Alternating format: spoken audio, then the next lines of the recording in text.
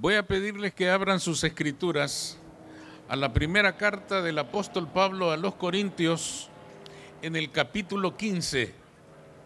Vamos a leer 2 versículos de ese capítulo para desarrollar nuestro estudio de hoy, que hemos titulado Que la gracia no sea en vano. Que la gracia no sea en vano. Primera Corintios capítulo 15, versos 1 y 2. Dice, hermanos, en la palabra del Señor: además os declaro, hermanos, el evangelio que os he predicado, el cual también recibisteis, en el cual también perseveráis, por el cual asimismo, si retenéis la palabra que os he predicado, sois salvos, si no creísteis en vano. Eso último es lo que queremos enfatizar. Si no creísteis en vano. Pueden sentarse, hermanos. El apóstol Pablo, hermanos, está hablando en estos versículos de ese regalo maravilloso e inmerecido que todos aquellos que hemos creído en Cristo hemos recibido, la gracia de Dios. Todos sabemos que la gracia es un favor inmerecido. Todos sabemos que ninguno de aquellos que hemos creído en el Señor y hemos sido salvos por su sangre merecíamos la vida, sino la muerte a causa de nuestro pecado. Pero el Señor nos salvó en su misericordia. Su gracia nos alcanzó. Todos los que hemos creído en Él hemos gozado de ese favor inmerecido de Dios.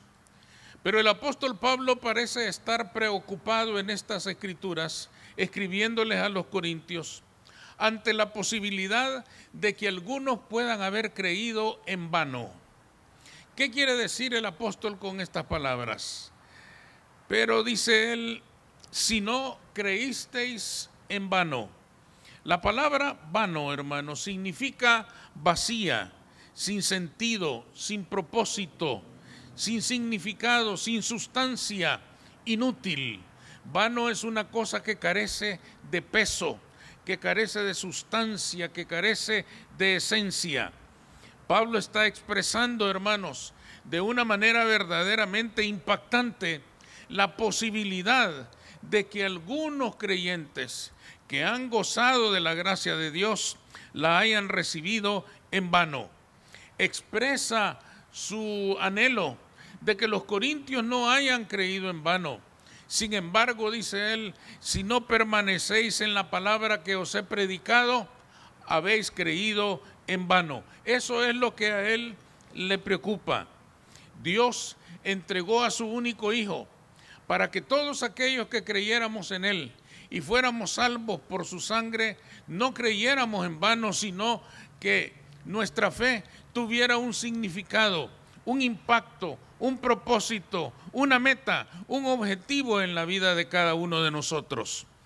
A Pablo le preocupa, hermanos, que algunos creyentes entre los corintios a quienes él escribía estuvieran gozando del favor de Dios, pero no estuvieran alcanzando el propósito de sus vidas, pero no estuvieran alcanzando la meta que el Señor se había propuesto al salvarlos y darles vida y vida en abundancia. Es preocupante entonces, hermanos, que a todos nos pueda alcanzar esa posibilidad de haber creído, de haber recibido la gracia de Dios, pero de haber creído en vano. ¿Cuándo es posible que una persona haya recibido la gracia en vano? ¿Quiénes han recibido la gracia de Dios en vano? En primer lugar, aquellos que han buscado solamente un cambio de religión. Nadie más conocedor y más practicante de la religión judía que Saulo de Tarso. Él mismo afirma en una de sus cartas ser hebreo de hebreos, circuncidado al 8º día, de la tribu de Benjamín, educado a los pies de Gamaliel, fariseo en cuanto a la ley, irreprensible y miembro del Sanedrín. Miren ustedes qué colección de títulos tan maravillosos, admirables, respetables tenía Saulo de Tarso. Sin embargo, hermanos, ese hombre que se llenaba de títulos religiosos, que en asuntos religiosos era insuperable, era muy difícil encontrar a alguien más judío que Saulo de Tarso.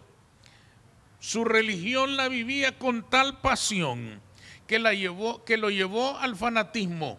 Y producto de ese fanatismo fue la persecución en contra de los cristianos. Una persecución despiadada, una persecución violenta, una persecución en muchos casos criminal. Su religiosidad, hermanos, había provocado que él interpretara su fidelidad a Dios en términos de perseguir a todos aquellos que confesaban a Cristo como Salvador y que negaban todo lo que el judaísmo enseñaba. Eso lo llevó a cometer terribles crímenes en contra de los creyentes. La gran pregunta entonces, ¿merecía Saulo de Tarso el favor de Dios? Absolutamente no. Pero la gracia de Dios es justamente, como ya lo hemos dicho, un favor inmerecido.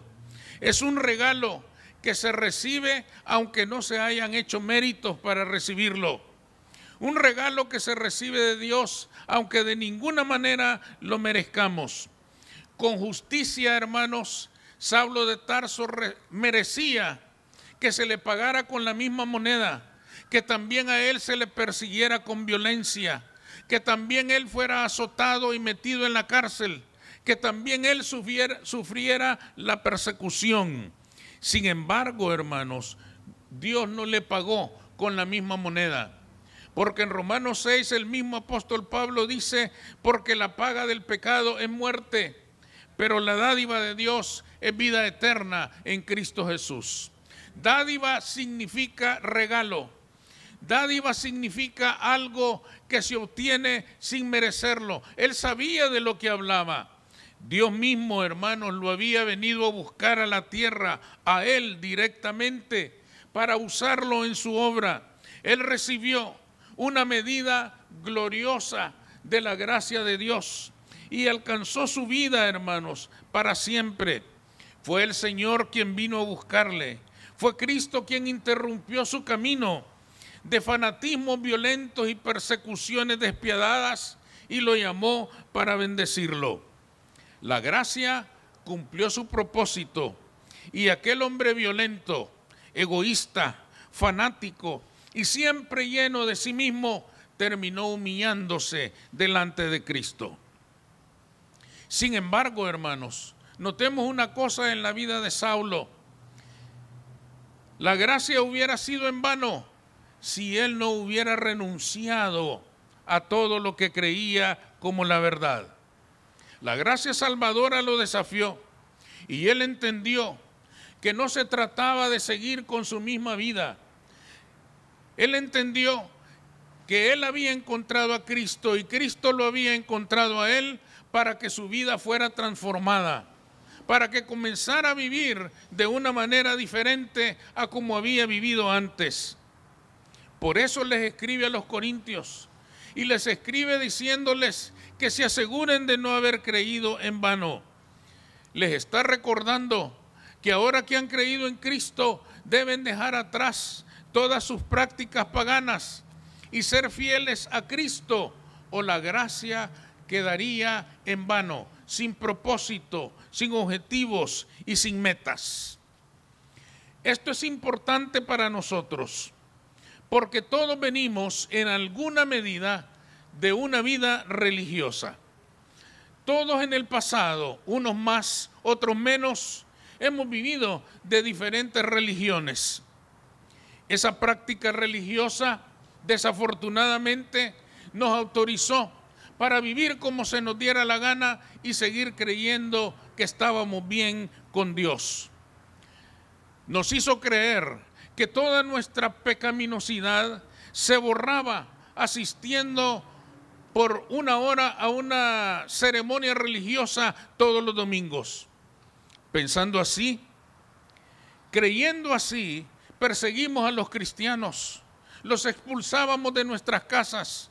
Quizá alguno de nosotros haya pertenecido a esas personas que ponían letreros en sus puertas diciendo: no queremos propaganda evangélica. Rechazábamos todo lo que tenía que ver con Cristo. Perseguíamos a los cristianos, hacíamos burla de ellos, de sus cantos, de su manera de hablar, de tanto leer la Biblia. Nos burlábamos de todo, rechazábamos todo, pensando, hermanos, que hacíamos lo correcto. No nos dábamos cuenta de que estábamos persiguiendo a Cristo. Cuando Saulo de Tarso se encontró con el Señor le preguntó, no le preguntó: ¿por qué sigues a mi pueblo? ¿Por qué persigues a los cristianos? Le preguntó: ¿por qué me persigues? Porque cuando el mundo rechaza, hermanos, a aquellos que le presentan el Evangelio, cuando el mundo persigue a aquellos que presentan el Evangelio, no persigue a los evangelistas, persigue a Cristo. Y no solo persigue a Cristo, también lo mata y lo crucifica. En el capítulo 8 de San Juan, en el verso 37, ustedes pueden leer parte de un diálogo que Jesús tiene con un grupo de judíos bien religiosos. Y Él les dice: yo sé que sois descendientes de Abraham, pero procuráis matarme, porque mi palabra no encuentra cabida en vosotros. Esto nos recuerda que cuando rechazamos la palabra de Dios porque no nos gusta, en las partes que no nos gustan, no rechazamos la palabra, rechazamos a Cristo y procuramos matarlo porque no dejamos entrar su palabra en nuestros corazones. Sin embargo, con todo y que alguna vez nosotros hayamos rechazado todo lo que tenía que ver con Cristo, un día el Señor nos alcanzó y su gracia se derramó sobre nuestra vida. Sin embargo, hoy en día podemos seguir matando si rechazamos su palabra cuando la palabra del Señor no nos agrada. Es un riesgo grande para nuestras almas pretender que aceptar a Cristo es solamente cambiar de religión. Antes pertenecíamos a una religión, ahora somos cristianos, pero sigue siendo solo una religión sin efecto en nuestras vidas. Si lo que creemos, si lo que hemos confesado como nuestra fe en Cristo no ejerce un efecto transformador en nuestras vidas, estamos creyendo en vano. Si nuestra vida no cambia, si no dejamos atrás nuestra vieja manera de vivir, estamos creyendo en vano. Estamos haciendo vana la cruz de Cristo. Todo creyente debe asegurarse de que la gracia de Dios esté haciendo en su vida una obra grande y maravillosa, que esté transformando continuamente, día con día, la vida de cada uno de nosotros. Para que la gracia no sea en vano, debemos asegurarnos de que el Señor nos esté transformando día con día, paso a paso. No tiene que ser una transformación total de un día para el otro, pero sí tiene que ser continua, constante. Se debe ir afirmando en nosotros la convicción de que hemos dejado atrás nuestra vana manera de vivir del pasado y estamos viviendo una nueva vida que es abundante en Cristo Jesús. Todo creyente debe asegurarse de que no ha creído en vano, de que no ha cambiado solamente de religión, de que ha dejado atrás la religión y ahora tiene una relación con Cristo, el Cordero de Dios que quita el pecado del mundo. En la medida en que tiene una relación con Dios y deja atrás la religión vacía, en esa medida Cristo podrá ir transformando su vida. En segundo lugar, han creído en vano aquellos que no dan frutos espirituales. Hablar de frutos espirituales es hablar de crecimiento espiritual. Saulo de Tarso, como ya hemos dicho, era un fanático religioso. Fijémonos bien en esto, hermanos. Saulo de Tarso era un fanático religioso, admirable como figura religiosa, pero sin ningún crecimiento espiritual. Su vida estaba construida alrededor de una supuesta justicia que le concedía el ser practicante de la religión judía. El dedicarse con esmero a practicar y a cumplir todos los reglamentos de aquella religión antigua. Siendo un gran religioso, en Saulo de Tarso podemos descubrir que en su corazón no había amor, pero sí había odio. El odio suficiente para perseguir a los cristianos, hombres, mujeres y niños, lo que fuera. No había amor en su corazón, pero abundaba el odio hacia su prójimo. No había respeto por el prójimo, pero sí había desprecio. Desprecio porque no consideraba la dignidad de aquellas personas, sino que por su prejuicio religioso los perseguía. A muchos los persiguió, incluso hasta la muerte. No había en su corazón un sentido de la justicia, pero sí abundaba un sentimiento de venganza terrible. Ese era, hermanos, el corazón de aquel hombre tan admirablemente religioso. Saulo era por fuera un hombre magnífico, imponente, admirable, lleno de títulos y reconocimientos humanos, pero por dentro estaba tan vacío como el más miserable de los hombres. Esa era su realidad. La semilla de la gracia de Cristo fue sembrada en él aquel día que lo encontró en el camino a Damasco. Pero aquella semilla, hermanos, tenía que morir para poder dar fruto.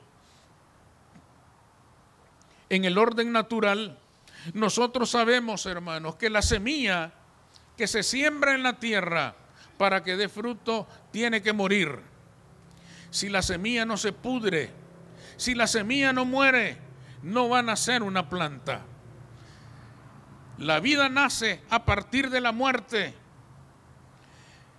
En Cristo Jesús, la vida nace a partir de su muerte. En la vida del cristiano, su vida cristiana crece a partir de la muerte.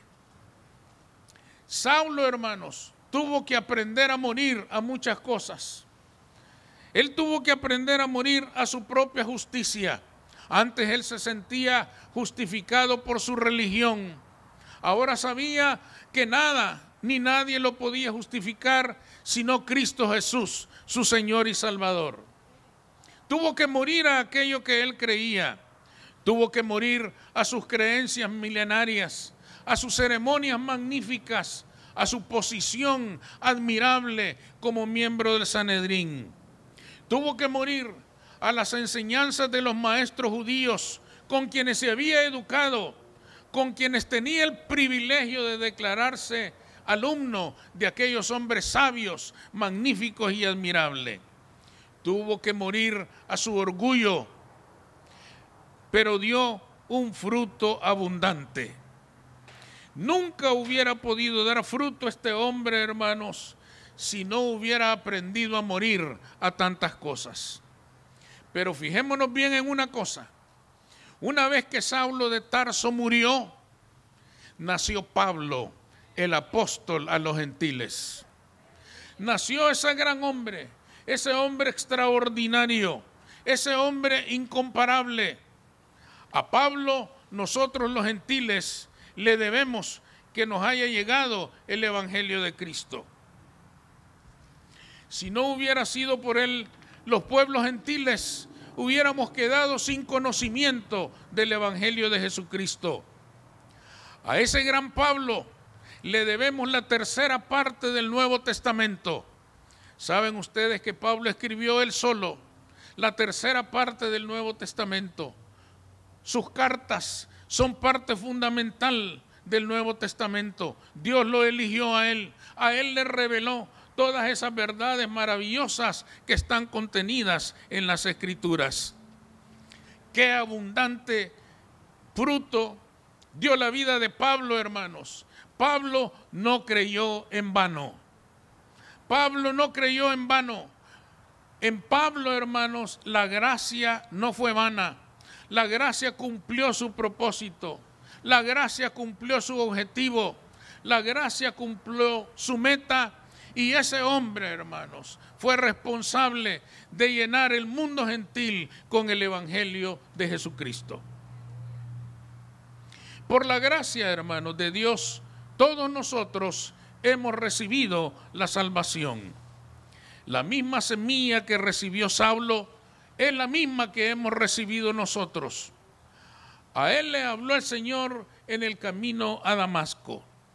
A nosotros nos habló por medio de la predicación de su evangelio en diferentes caminos y en diferentes momentos de nuestras vidas.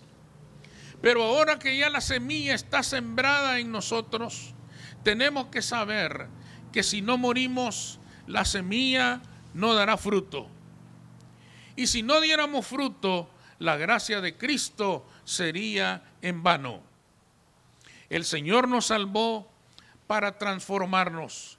El Señor no nos ha salvado para que sigamos igual. El Señor no nos ha salvado para que sigamos viviendo de la misma manera. El Señor nos ha llenado de su gracia salvadora para que nuestra vida sea transformada. Pero para que emerjan, para que nazcan estos frutos espirituales, algo debe morir en nosotros. Debe morir la rebeldía, el orgullo, la autojustificación y hasta el legalismo. Muchas personas que han gozado de la gracia de Cristo viven enviando al infierno a todos aquellos que no piensan como ellos, que no se visten como ellos, que no comen lo que ellos comen, que no beben lo que ellos beben, que no hacen lo que ellos hacen, que no viven como ellos viven. Pero entre los frutos del Espíritu, hermanos, se encuentra la paciencia y la bondad, la capacidad de no abandonar a nadie que está perdido, sino buscarlo para atraerle a Cristo Jesús. Pero muchas veces, cuando no hemos muerto a todos esos errores, entonces nosotros nos creemos justos, santos y buenos, más que cualquier otro que haya caminado sobre esta tierra. Y cuando nos creemos tan santos, tan buenos y tan justos, descalificamos a los demás con facilidad. Cuando hacemos eso, estamos demostrando que la gracia de Dios es vana en nosotros, que hemos creído en vano porque no hemos comenzado a cambiar con respecto a nuestro prójimo. Es doloroso mirar cómo algunas personas del mundo son más consideradas con su prójimo que aquellos que han gozado de la gracia de Dios en Cristo Jesús. Cuando no sabemos crecer en el Señor, aún la Escritura misma la interpretamos erróneamente para justificar nuestra pretendida superioridad sobre los demás. En Mateo 7, en el verso 19, se registran las palabras de Juan el Bautista: todo árbol que no da buen fruto es cortado y echado al fuego. Así que por sus frutos les conoceréis. Cuando nosotros no hemos comenzado a dar fruto, cuando nosotros no hemos aprendido a morir para que el fruto espiritual nazca en nosotros, todo lo interpretamos mal. Esta escritura, todo árbol que no da buen fruto será echado al fuego, es interpretada por muchas personas como una advertencia de Dios. Todo aquel que no da buen fruto se va al infierno. Y nosotros decimos: este hermanito no da buen fruto, ya sabe para dónde va. Pero no es eso lo que decía Juan. Lo que decía Juan es lo mismo que estamos leyendo del apóstol Pablo. Él decía: todo árbol que no da buen fruto no sirve para nada, sino para leña. Todo árbol que no da buen fruto siendo inútil para dar vida, se tiene que cortar, se hace leña con él y se hace fuego. Algún beneficio se obtiene del fuego, pero es por un momento y se termina. Todo lo que él no estaba mandando a nadie al infierno. Estaba diciendo, todo árbol que no da buen fruto ha creído en vano. Amén. Estaba diciendo lo mismo que el apóstol Pablo. Si un creyente no da buen fruto, ha creído en vano. Si un creyente todavía no sabe amar a su prójimo, ha creído en vano. Si un creyente no sabe perdonar, ha creído en vano. Si un creyente no sabe luchar por las almas perdidas, ha creído en vano, porque no está dando fruto, pero no está diciendo de ninguna manera que está perdido y que se va a ir al infierno. Eso nunca ha estado en la mente de Dios, ni en los labios de los grandes hombres de Dios como Juan el Bautista. Lo que sí está diciendo es que es lamentable que habiendo recibido un favor tan grande como la gracia de Dios, un creyente no está dando fruto y fruto en abundancia. Es necesario, hermanos, reconocer que Juan el Bautista estaba preocupado, porque si un árbol no da buen fruto, no puede saciar con su dulzura el hambre de los demás. Si un árbol no da buen fruto, no puede comunicar vida a quien lo necesita, renovando sus fuerzas para seguir adelante. Si un árbol no da buen fruto, ha creído en vano. No tiene utilidad, no tiene propósito, no tiene metas, no tiene objetivo. Por lo tanto, hermanos, está diciendo que una persona sin frutos espirituales ha creído en vano. Nos está advirtiendo que si los frutos no comienzan a aparecer en nuestra vida, quizá hemos creído en vano. La gran pregunta entonces que nos plantea el apóstol Pablo en este pasaje es: ¿cómo hemos creído nosotros? Hemos creído con propósito, hemos creído con objetivos, hemos creído con metas, hemos creído para conquistar grandes victorias, o estamos creyendo en vano, viviendo como siempre hemos vivido, sin abandonar nuestra vieja manera de vivir, sin que grandes transformaciones se produzcan en la vida de cada uno de nosotros. Hemos de cuidarnos de esta posibilidad. La gracia de Dios que nosotros hemos recibido es la misma que recibió Saulo de Tarso. Es la misma que recibieron todos los grandes hombres de la Escritura. Tiene el mismo poder para renovar y transformar nuestras vidas. Pero es necesario que comiencen a morir en nosotros todas aquellas cosas que pueden estorbar este crecimiento. Esta es nuestra decisión. La decisión que debemos tomar es: ¿quiero creer en vano o quiero creer con un propósito grande y maravilloso para mi vida? Esta es nuestra gran decisión. Que el Espíritu Santo nos ilumine y ponga en nosotros la voluntad para hacer lo que tenemos que hacer, a fin de que no hayamos creído en vano. Vamos a orar. Señor, te damos gracias, mi Dios, en esta mañana. Te damos gracias por tu palabra. Gracias, Cristo, porque ciertamente, Señor, la gracia que hemos recibido es grande y maravillosa. Un favor verdaderamente admirable.